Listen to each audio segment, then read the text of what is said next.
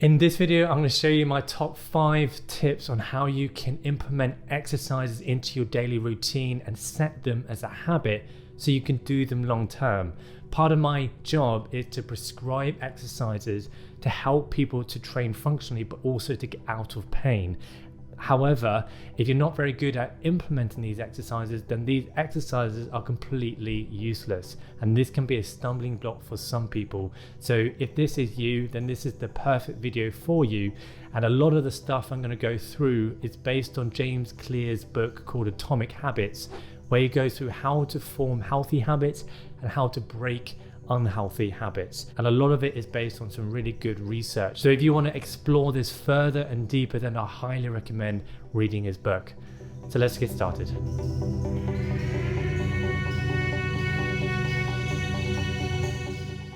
Hello, my name is Dr. Stephen Hulme. I'm a chiropractor based in Reading, and I also do some mobile chiropractic work across Oxfordshire.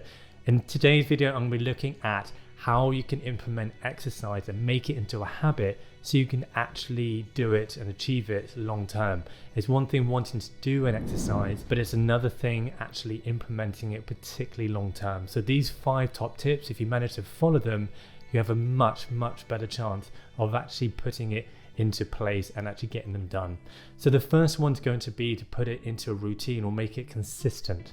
If you make it consistent every single day, you're much more likely to remember to do it. This can be at a very specific time, or it can be within an order within a day. So say, for example, as soon as you wake up, or in the morning, or before you go to bed. If you do it at a similar time every single day, you're much less likely to forget it. The second tip then is going to be to put it next to another habit.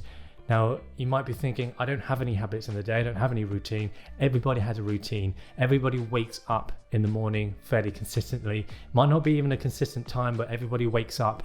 There's always something that you're going to be doing that's similar every single day.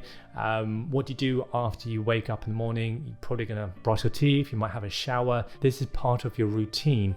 And so an easy way to implement a habit into your day is to put this new habit next to an old habit, a habit that's already cemented, and particularly after a little bit of time, it's going to be very easy to remember it. Number 3 is to make it realistic and to make it easy. The more realistic and easy the task seems, the more likely you are to do it. So for example, if you set a target of suddenly running an hour and a half every single morning and you've never ran before, that does seem a very large target, and also it seems really hard and it's going to require a lot of effort.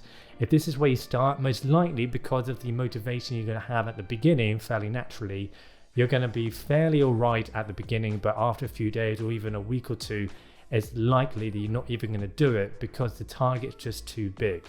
James Clear, who wrote the Atomic Habits book, he talks about the 2-minute rule, where essentially you can break down most habits into 2 minutes. So for running, you can say instead of an hour and a half, you're going to run 2 minutes. 2 minutes seems really easy in comparison to an hour and a half, and therefore you're much more likely to actually achieve that long term. Once you've cemented that habit, then you can start to increase the amount that you do, and you can work your way up to an hour and a half, because once that habit's there, you're much more likely to do it. After some time, habits actually become harder not to do than to do. At the beginning, it can be the other way around. Number 4 is to make it rewarding. Now, some things that you're going to do, some habits you want to form, are going to be naturally rewarding depending on you and depending on what that habit is. For exercise, so for example running, some people actually find that afterwards they feel better, they feel more energized, they feel happier. And so that naturally can be the reward that they get. And if that's strong enough, that could be enough to compel them to do it the next time.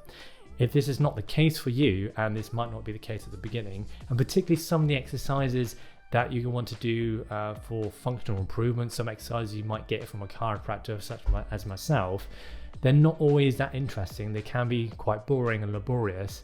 So the best thing therefore to do is to associate that with something that is rewarding. For example, every time after you do the exercises, you go have a coffee. If you do that consistently, then you're going to start to associate those exercises with that coffee and the reward you get from coffee. and the next time you do it, you're going to feel a little bit more motivated to do it. So you can make up your own thing, something that's fairly rewarding, but of course still make it healthy. There's no point doing an hour of running and then afterwards to reward yourself you have a tub of ice cream. It's going to be a little bit contradictory. Number 5 then is progress. One of the things we know about motivation, one of the biggest motivators for almost any task is going to be progress. If you see your own progress, you're much more likely to continue doing that thing. And I know that's certainly the case for me. So the thing here I would suggest is to monitor your progress, because sometimes you can do something, you're making a lot of progress, but you don't always know that you're making the progress. So for example, if it is running, you can get an app that's going to monitor how well you are running. So it's going to look at your pace, it's going to look at the time and the distance that you're doing, it's going to look at the amount of calories you're burning, loads of different things. And over the next few months of doing it, you're almost certainly going to see an improvement in that, and also in how you feel afterwards, so you can monitor that. If you then look back to a few months previously, you'll see how less those results were in comparison to where they are now, and that's going to really motivate you to continue. So I would say those are my top 5 tips for you. If you even implement a couple of these, you're gonna have a much better chance of actually doing these exercises, particularly if those exercises are fairly naturally boring. So this should really help you. If you do have any questions on any of this, then do put them in the comments below.